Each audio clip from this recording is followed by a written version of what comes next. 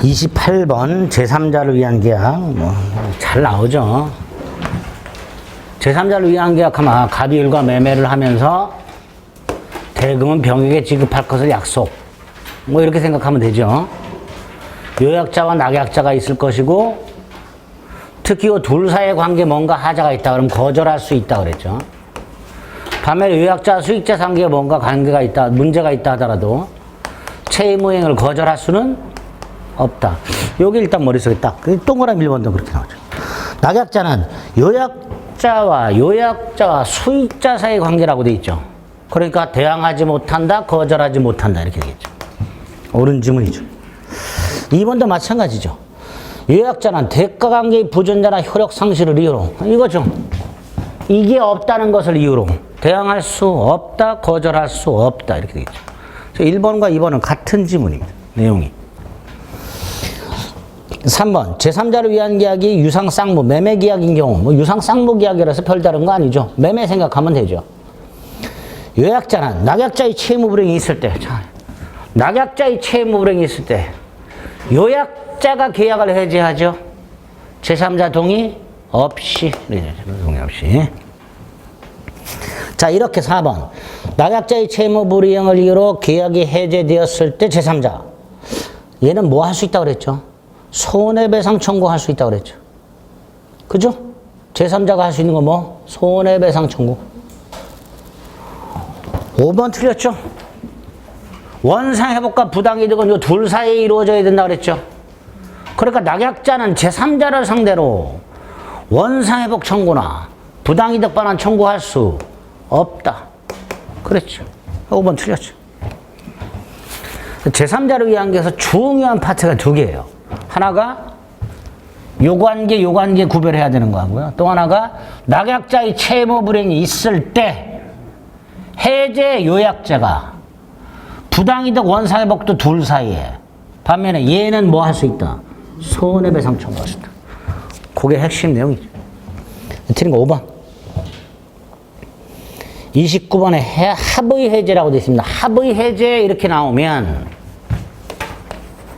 첫째 합의 해제는 계약이죠. 그죠? 합의 해제는 계약입니다. 기존 계약을 해제하는 계약이죠. 명시적으로 합의 해제도 되고 묵시적 합의 해제도 있죠. 합의 해제 후 계약을 부활시킬 수 있지요. 이 기본이죠. 그리고 합의 해제의 경우에는 손해배상 따위 청구할 수 없고 이자 가산할 필요 없고 이런 것들이 기본이죠. 다만 합의 해제라 하더라도 제3자는 제3자 보호 되지요. 이런 것들이 기본이죠. 1번 합의 해제 되려면 청약과 승낙에 의사표시가 있어야 되는데 그 합의는 명시적으로 해도 되고 묵시적으로도 해도 되죠. 1번이 틀렸죠. 2번 합의 해제되려면 합치가 있어야 되죠. 당사자가 의사 합치가 되죠. 3번 합의 해제는 계약이니까 단독 행위인 해제 규정은 원칙적으로 적용되지 않지요. 4번 합의 해제 후 계약을 부활시킬 수 있고요. 그죠? 5번 합의 해제의 경우에도 받은 건 돌려줘야 되죠. 원상 회복은 해야 돼요. 물론 이자는 안 붙여도 돼요. 또 하나 제3자는 보호된다 그랬죠. 그러니까 제3자 권리를 해야지 못한다. 이렇게 되겠죠. 1번이 틀렸고요. 30번 1번 매매계약 체결 후 목적물 가격이 급등했어요. 계약을 해제할 만한 사정 변경이다 아니다? 아니다 그랬죠. 목적물 가격의 폭등 따위는 계약을 해제할 만한 사정 변경이 아니다 그랬습니다. 그래서 우리 대법원 판례 중에 계약을 체결한 후 9년이라는 세월이 흘렀어요. 서로 이행을 하지 아니한 채. 그 사이에 화폐 개혁도 있고 그래가지고요. 매매 목적물 가격이 1700배가 폭등을 한 사건이 있었어요. 그래서 매도인이 계약을 해제한 사건이 있었는데 대법원 뭐라 그랬을까요? 해제할 수 없다. 급할랍니다. 목적물 가격의 현저한 폭등은 계약을 해제할 만한 사정 변경이 아니다. 2번 제3자 권리 해할 수 없다는 548조 1항 단서 합의 해제에도 적용된다. 아까 29번에 있었죠. 제3자 보호된단 말이죠. 29번에 5번 합의 해제 제3자 권리 해하지 못한다. 그거 있지. 3번 양당사자의 책임 없는 사유로 불능. 이거 뭐예요? 이런 거죠. 갑과 을 사이에 건물을 매매했는데 이 건물이 지진 등으로 멸실됐어요. 그럼 갑을의 잘못 없이 갑의 채무가 불능이 됐죠. 이거 위험부담이죠. 그러니까 채권자 을은 이행불능을 이유로 해제할 수는 없다. 위험부담으로 가야죠. 4번 당사자 합의로 해제권을 유보했다. 무슨 뜻이죠? 약정 해제권이 있다 이런 뜻이죠. 그런데 그런 약정 해제권이 있는 상태에서 어느 일방의 채무 불이행이 있으면 채무 불이행을 이유로 하는 법정 해제권이 따로 생긴다 그랬죠. 그거죠. 따라서 채무 불이행이라는 법정 해제권이 별도로 발생할 수 있다 이렇게 되죠. 자, 5번은 이행 불능과 관련해서 뭐뭐뭐가 가압류되어 있는 경우 이렇게 돼요. 이게 이행 불능이 되려면 즉 최고 없이 계약을 해제하려면 이것만 갖고는 안 되고 무자력이 나와 있는 무자력. 이 가압류를 해제할 만한 자력이 없는 경우까지 나와야 이행불능이라고 그랬습니다. 그러니까 뭐 이해하려고 하지 마세요. 두 번째 줄에 보니까 가압류 집행이라고 돼 있죠. 근데 아무리 눈을 씻고 찾아봐도 가압류를 해제할 만한 무자력 상태란 말이 없죠. 그러니까 이행불능이 아니지. 이렇게 기억하셔야 돼요. 여기 판례가 두 개가 있어요. 하나가 여기 있고 또 하나가 부동산 가압류가 있어요. 마찬가지입니다. 가압류라는 것과 이행불능이 연결되려면 가압류 플러스 뭐가 있어야 된다? 무자력. 그래야 이행불능이 됩니다. 따라서 5번 X. 가압류만으로는 이행불능이라 할 수 없다. 이렇게 되죠. 자, 31번 계약금 또는 위약금이라고 되어 있는데 계약금은요. 일단 증약금이 최소한대의 기능이고요. 민법은 해약금으로 규정하고 있다고 그랬죠. 그러니까 일단 해약금으로 추정이 된다고 그랬어요. 세 번째, 특약을 해야 위약금이 된다고 그랬어요. 특약. 이렇게 위약금 특약을 했을 때 계약금이 위약금이 되는 경우 그 위약금은 두 종류가 있다고 그랬죠. 손해배상액의 예정과 위약벌. 그 중에 뭘로 추정? 손해배상액의 예정으로 추정한다고 그랬어요. 그게 1번이죠. 위약금 약정이 있을 때 그 위약금은 뭘로 추정한다? 손해배상액의 예정으로 추정한다. 그죠?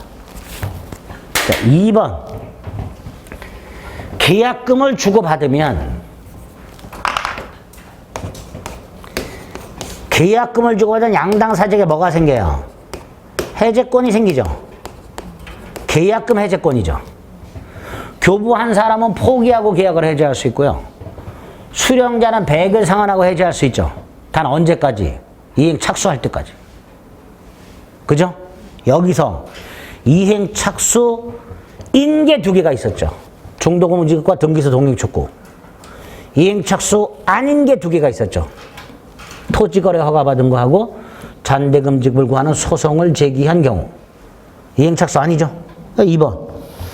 허가구역 내 토지관에서 계약을 체결한 후 계약금만 수수생산에서 허가를 받았다 하더라도 이행 착수라 볼 수 없으므로 매도인은 배액을 상환하여 해제할 수 있다 라고 해야죠. 2번 틀렸죠.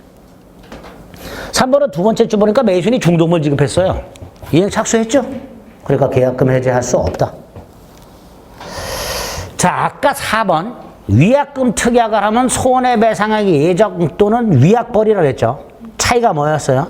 손해배상액의 예정이라면 따로 손해배상 청구를 못한다고 그랬어요. 계약금 몰수로 끝나고 따로 손해배상 청구를 못한다고 그랬어요. 반면에 위약벌이라면 계약금을 몰수하고 따로 손해배상을 청구할 수 있다 그랬어요. 그게 4번이죠. 위약벌이라면 따로 위약금뿐만 아니라 세 번째 줄 실손해를 증명하여 그 배상을 따로 청구할 수 있다. 1번처럼 손해배상의 그 예정이라면 위약금을 제외한 나머지 손해배상은 청구할 수가 없는 반면에 위약벌이라면 추가적으로 손해배상을 청구할 수 있게 됩니다. 5번은 위약금 특약이 없죠. 그럼 계약금은 돌려주는 거고요. 실제 손해배상만을 청구할 수 있을 뿐이다.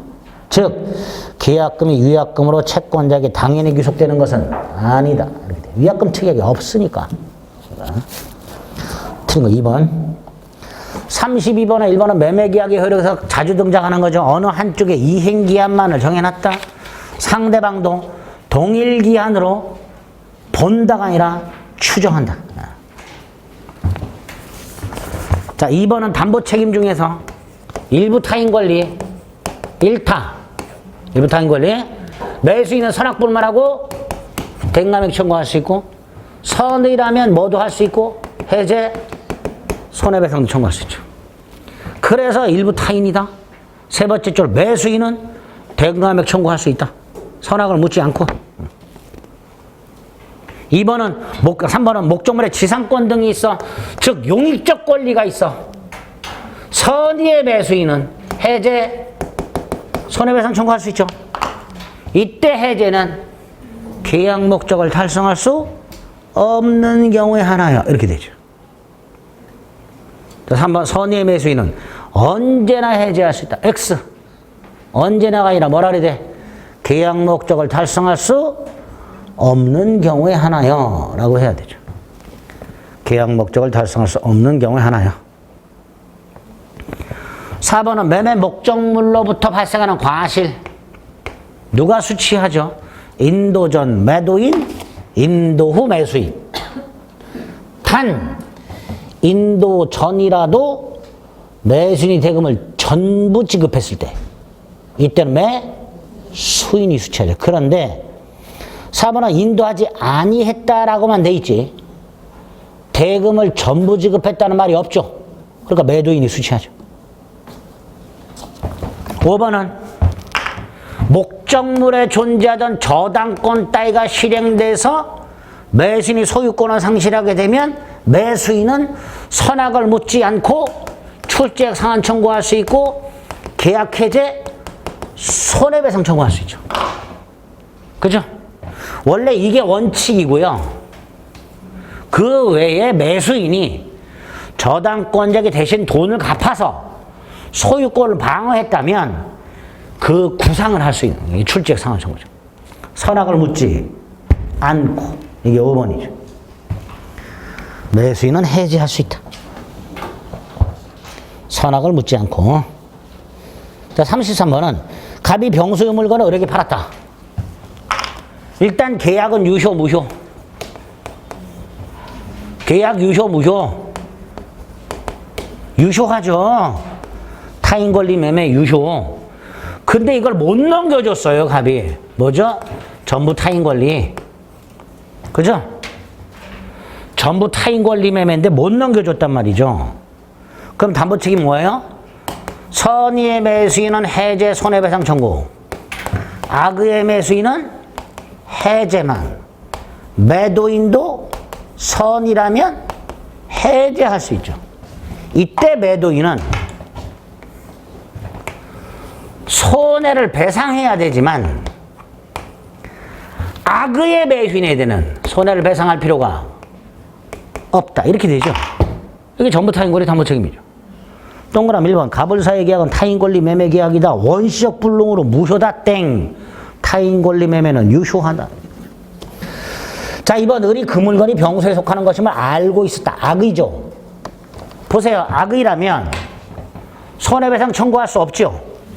근데 문제가 더 이상이에요. 왜 그럴까요? 담보책임 말고 만약에 갑의 채무 불이행으로 이행 불능이 된 경우 이때는 담보책임이 아니죠. 이때 을은 선악을 묻지 않고 해제할 수 있죠. 원상회복 청구할 수 있죠. 손해배상 청구할 수 있죠.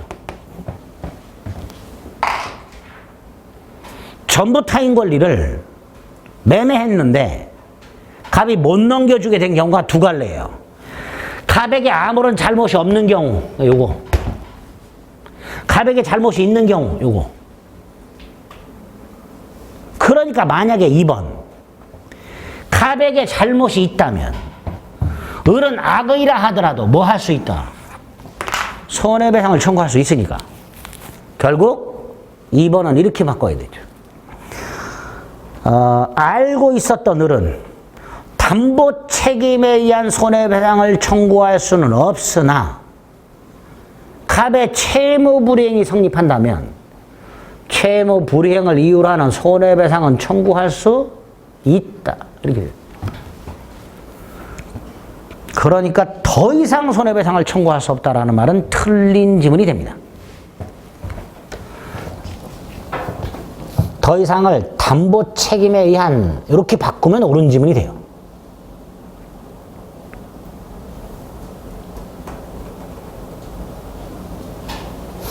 (3번에) 담보 책임에 의한 손해배상은 실내익배상이 아니고요. 이행이익배상입니다.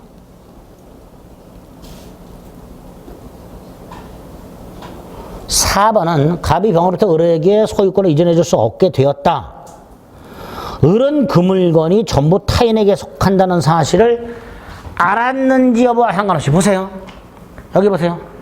알았든 몰랐든 뭐 할 수 있다? 해지할 수 있다. 그러니까 4번이 옳은 질문. 5번은 갑이 몰랐대 이거죠. 여기 보세요. 매도인이 몰랐대. 해지할 수 있죠. 이때 매수인이 선이라면 손해를 배상해야 되고 매수인이 악이라면 손해를 배상할 필요가 없죠. 이거 틀렸죠. 을이 입은 손해를 배상하되 선악불문하고가 아니고 선이라면 을이 악을 하면 손해를 배상할 필요가 없다. 이렇게 되겠죠. 그래서 그런 거 4번. 34번 유익비 상환처권하고 부속물 매수처권이 있는데요. 일단 유익비 상환처권하고 부속물 매수처권은 이렇게 생각하시면 돼요. 임차인이 그 목적물에 부착한 물건, 이게 독립성이 없으면 비용 상환으로 가는 거고요. 독립성이 있으면 부속물 매수처권으로 가는 거죠. 일단 그게 큰 차이점이죠. 두 번째, 비용 상환처권은 임의 규정에서 포기 특약은 유효하죠. 반면에 부속물 매수처권 규정은 편면적 강행 규정에서 포기 특약은 무효죠. 세 번째, 비용 상환처권의 기초에서는 유치권이 성립하고요. 부속물 매수처권에 기초한 부속물 매매대금 채권에는 동시 이행의 항변권이 성립하죠. 네 번째, 유익비나 비용 상환처권은 임대인이 목적물을 반환받은 날부터 6개월 내 행사라는 기간 제한이 있지만 부속물 매수처권은 그런 제한이 없지요. 다섯 번째, 일시사용 임대차의 비용 상환처권은 적용되지요. 부속물은 안 되죠. 그죠? 그런 차이점이 있어요. 표정들이 또 왜 이렇게 어두워? 뭐 비교만 하는 표정들이 있고. 1번, 부속된 물건이 구성 부분이 되면 비용 상환청권으로, 독립성 인정되면 부속물 매수 청구로 이렇게 되죠.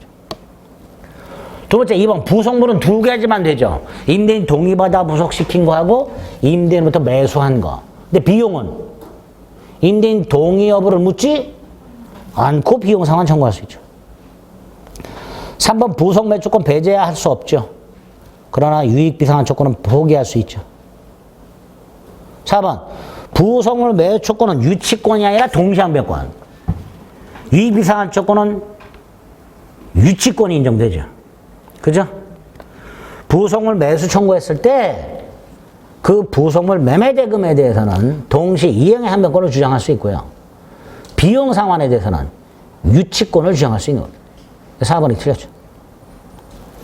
5번, 유익비는 임대인이 목적물을 반환받은 날부터 6개월 내에 행사해야 되지만 부속물 매수권은 언제까지 하라 이런 제한 없습니다. 지금 4번. 35번. 갑이 을에게 임대, 을이 병에게 전대. 동그라미 1, 2, 3번 동일 못 얻었어. 무단전대.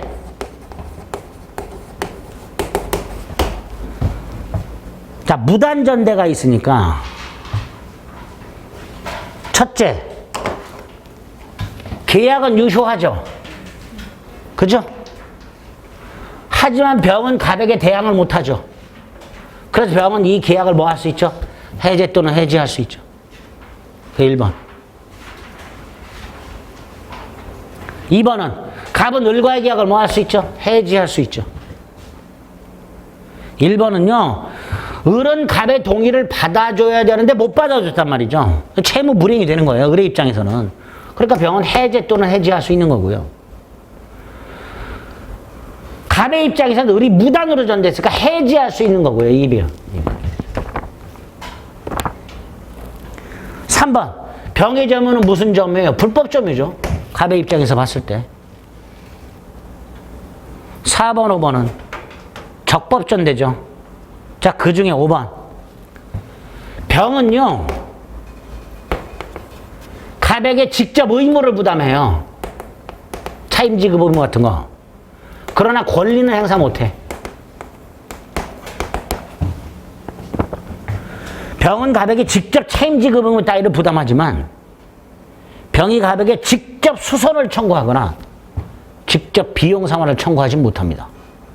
즉, 적법전대의 경우에 갑은 병에게 직접 권리를 행사하지만 의무는 부담하지 않는다. 그게 5번. 따라서 병은 갑에게 비용 상환 청구할 수 없습니다. 그 다음에 4번이 조금 조심해야 돼요. 이거 제가 한번 말씀드리겠죠. 적법전대의 경우에 여기 보세요. 전 차인이 전 대인에게 차임을 지급했어. 그런데 임대인이 차임 청구가 들어왔어. 이거를 병은 거절할 수 있다 없다? 없다 그랬어요. 대항 못한다 그랬어요. 이게 원칙이라고 그랬어요. 갑의 병에 대한 차임 청구가 을의 병에 대한 차임 청구보다 우선하기 때문에 병이 설령 을에게 차임을 지급했다 하더라도 갑의 청구를 거절 못합니다. 그런데 이 둘 사이에 을병 사이에 전대타 차임 지급일이 15일이야.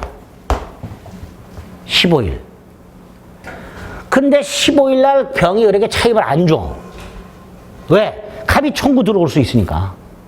15일 기다렸어, 병이. 근데 15일 날 갑이 청구를 안 해. 그래서 16일 날 병이 을에게 지급을 했어. 그리고 갑이 16일 날 청구가 들어왔어. 이때는 병은 뭐 할 수 있다? 거절할 수 있다. 야, 어제 기다렸는데 네가 차임 청구 안 해서 나 을한테 줬어. 즉, 전 차인이 전대차 차임 지급 시기 후 전대인에게 차임을 지급했을 때는 임대인 차임 청구를 뭐 할 수 있다? 거절할 수 있다. 4번. 예외가 됩니다. 틀린 거 5번이고요. 36번 대항력 있는 임대차라고 되어 있습니다. 자, 임차인은 주택이 경매될 때 법원에 배당을 요구해서 보증금을 우선 변제 받을 수 있다고 그랬죠. 그러려면 주택 경락인에게 주택을 인도해야 된다 그랬어요. 자, 다만 거기 두 번째 줄에 보면 인도하여야 한다라고 돼 있죠. 그 인도 앞에 먼저 이거 들어가면 틀린 점이에요. 먼저 인도하라는 의미 아니에요. 인도 증명을 하라는 의미지 인도하겠다는 증명 이걸 이제 공증해가지고 법원에 제출하게 됩니다, 보통. 먼저 인도하라는 의미는 아닙니다. 2번, 주택 소유권이 이전되면 주택 양수인이 임대인지위 승계하죠. 그러니까 양도인의 보증금 반환이면 소멸하겠죠. 자, 3번 조심해야 되죠. 땅에 저당권이 먼저 설정이 되고 주택이 지어진 경우, 이걸 임차한 소액 임차인, 얘 원래 최우선 면제권 있죠. 그런데 얘 적어도 대지환가 대금에서는 얘보다 우선 변제 받을 수가 없다. 최우선 변제권이 제한되는 경우가 하나 있습니다. 그게 3번입니다. 대지 저당권 설정 후 주거용 건물이 신축되었을 때 그 건물의 소액임차인은 적어도 대지 환가 대금에서는 저당권자보다 우선해서 변제받을 권리가 없습니다. 4번, 주거용 건물이기만 하면 미등기 건물이어도 무허가 건물이어도 주임법은 적용 된다 그랬고요. 자, 소액임차인은 최우선 변제권이 있다 그랬죠.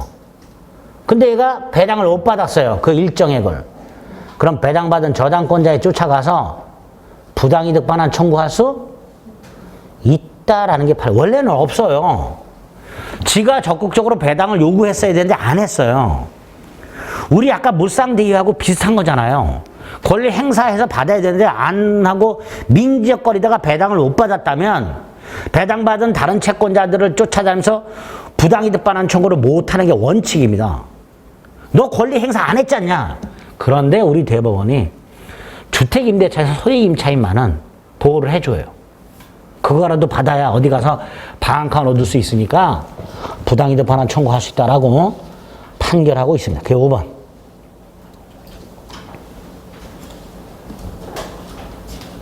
드린 거 3번. 37번의 기억. 이건 주임법 상위법 공통이죠. 주택임차인이나 상가건물 임차인이 경매대가로부터 보증금을 우선 변제 받으려면 주민등록이나 사업자 등록을 유지해야 되죠. 언제까지? 배당 요구 종기까지. 언제까지? 배당 요구 종기까지. 니은 틀렸죠? 2년이 아니라 몇 년으로 바꿔야 돼요? 1년. 상가건물이니까 1년. 디귿.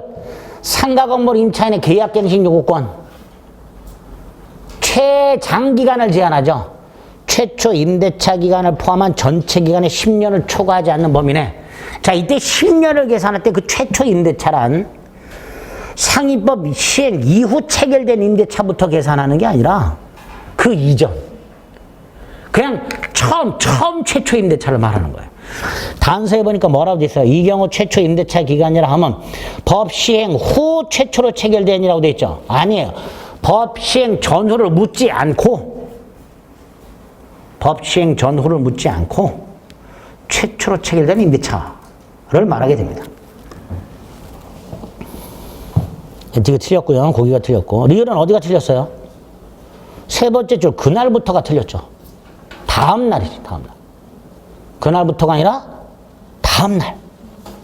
사업자 등록을 신청한 다음 날. 미음은 상위법 조문이죠. 13조. 적법한 상가건물 전차인은 임차인의 갱신 요구권을 대위 행사할 수 있다. 이렇게 돼 있습니다. 그 미음. 직접 하는 게 아니고요. 임차인을 대위하여 갱신 요건을 행사할 수 있도록 돼 있습니다. 그래서 그런 거 5번. 자, 38번 1번. 자, 공용 부분은 누구의 소유죠? 구분 소유자, 전원 소유죠. 다만, 전원 공유죠. 다만, 일부 구분 소유자의 공용에 제공되는 게 명백한 경우에는 일부 구분 소유자의 공유라고 돼 있죠. 그러니까 1번 X. 일부 구분 소유자에게 귀속할 수도 있다. 자, 규약으로 공용 부분 만들 수 있죠. 규약상 공용 부분. 2번 X. 3번이 답이죠. 일단 전유 부분이 되려면 물리적 구조를 갖춰야 돼요. 뭐 구조상, 이용상, 독립성. 물론 상가 건물에는 예외는 있습니다. 근데 그건 몰라도 되고요. 원칙적으로 구조상, 형상, 독립성을 가져야 되죠. 자, 4번. 공유자의 공용부분에 관한 지분. 보통 공유 지분이죠. 어떻게 정하죠? 균등이에요? 전유 부분 면적 비율이죠. 균등이 아니라 전유 부분 면적 비율. 5번. 전유 부분과 공용 부분은 절대적으로 함께 양도돼야 되죠. 분리 처분 절대로 안 되죠. 그래서 오는 거 3번. 자, 39번 1번. 가등기 담보 등에 관한 법률이 적용되려면 4가지 요건을 갖춰야 된다 그랬어요. 빌려준 돈이 있어야 돼.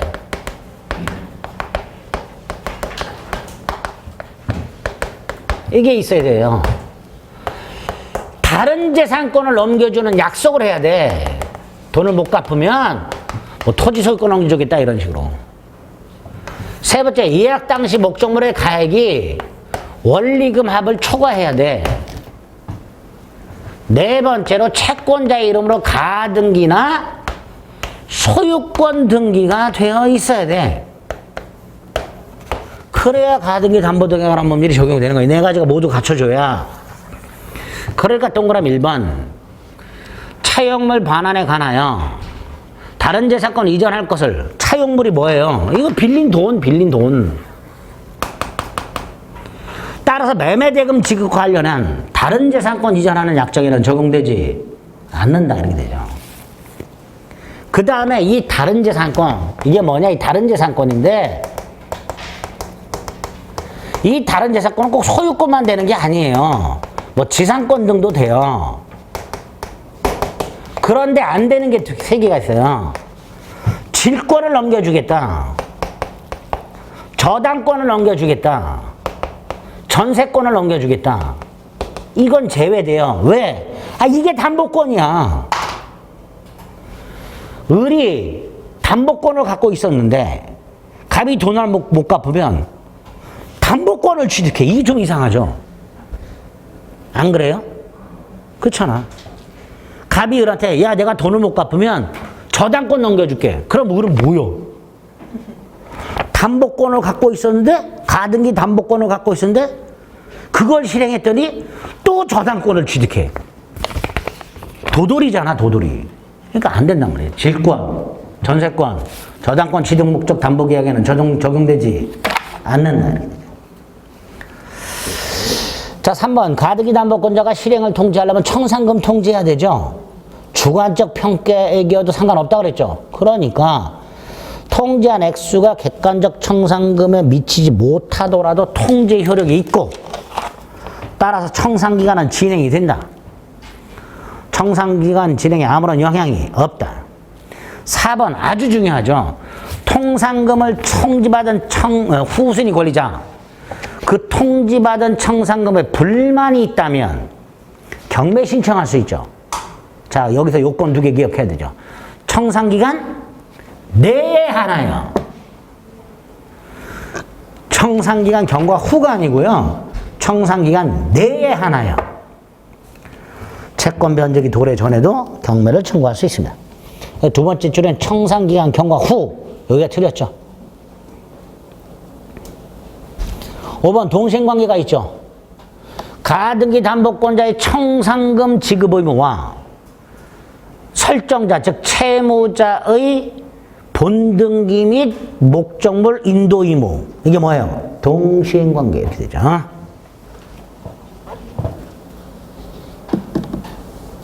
틀린 거 4번. 40번 부동산 실명법 1번 3자간 명의신탁이라고 되어 있죠. 3자간 명의신탁이라고 하면 중간 생략 명의신탁을 말합니다. 즉 신탁자와 매도인이 매매계약을 하고요. 수탁자에게 등기를 바로 넘겨주는 이게 3자간 명의신탁이에요. 이거 무효죠. 이거 무효죠. 근데 이거는 유효. 이게 틀렸죠. 3자간 명의신탁에서 명의상 약정 무효죠. 하지만 부동산 취득의 원인 계약인 두 번째 줄 매매 계약. 이거 말하는 거예요, 이거. 매매. 유효. 병이 선이든 악이든 매매는 유효. 2번. 갑이 한 필지 땅을 갖고 있어요. 여기 보세요. 그런데 일부를 팔아요. 그럼 등기 어떻게 해줘야 돼요? 분필에 의한 이전 등기 해줘야 되죠. 그런데 분필이 좀 힘들어서 등기를 다 넘겨줬어요. 이때 요만큼. 안 팔았죠. 갑소유죠. 근데 을이 등기돼 있죠. 그러니까 명의신탁이 되는 거죠. 매각하지 않은 부분에 대해서는 뭐가 성립한다고? 명의신탁이 성립하겠죠. 그게 1번이죠. 2번 틀렸죠? 자, 3자가 명의신탁이 있어요. 다시 이거예요. 여기 보세요. 여기 보세요. 등기 무효예요. 얘가 소유자예요. 말소 청구할 수 있다 그랬죠? 그리고 얘는 대위에서 말소 청구할 수 있다 그랬죠. 그래서 한번 틀렸죠. 등기 등록으로 공시되는 동산물권은 당연히 명의신탁 할 수 있죠. 내가 돈 주고 자동차를 사면서 부인 이름으로 등록할 수 있잖아. 그거 금지해요, 안 해요? 안 되죠. 법 이름 자체가 뭐예요? 부동산. 실권리자 명의 등기에 관한 법률. 그러니까 부동산 명의신탁만 금지하는 거예요. 동산 명의신탁은 허용. 된다. 법 이름을 알고 있느냐 말이야. 답이 4번. 5번. 명의신탁이 성립해서 부동산 실명법이 적용되려면 명의신탁 약정만으로 돼야 안 돼요. 안 돼요. 수탁자 이름으로 적어도 가등기까지는 돼 있어야 돼요. 수탁자 이름으로 등기까지 되어 있을 때 부실법이 적용됩니다. 명의신탁 약정 합의만으로는 부실법이 적용되지 않습니다. 따라서 5번 두 번째 줄 합의만으로 성립하지 않고 수탁자의 등기를 요한다 라고 해야 됩니다. 됐죠? 근데 다음 주에는 마지막 계약 명의신탁 사례 형태를 한번 볼 거예요. 지난주에 3자가 명의신탁 봤으니까 부실법과 관련된 기본적인 내용에다가 이런 식으로 나올 수도 있어요. 갑을병이 아니라. 그럼 우리가 알고 있는 명의신탁 약정 유형 갑을병으로 봤던 거 두 가지를 이런 지문에 대입해서 머릿속으로 이렇게 이해해서 풀 수 있어야 돼. 시간이 남으면 늘 말씀드렸지만 여기까지 오려면 시간이 꽤 오래 걸린다 그랬어요. 그래서 오늘 조금 길고 설명도 길었는데 이렇게 긴 지문이 나왔을 때 물론 제가 설명은 다 드렸지만 여러분들 문제를 푸실 때는 어떻게 하면 조금이라도 빨리 풀까 이런 걸 자꾸 염두에 두면서 훈련해 주셔야 됩니다. 아시겠죠? 4회차에서 마지막으로 훈련해 보시고 이제 백선 가지고 마무리 한번 정리하도록 하겠습니다. 아시겠죠? 복습 철저히 해주세요. 여기까지 하겠습니다. 수고하셨습니다.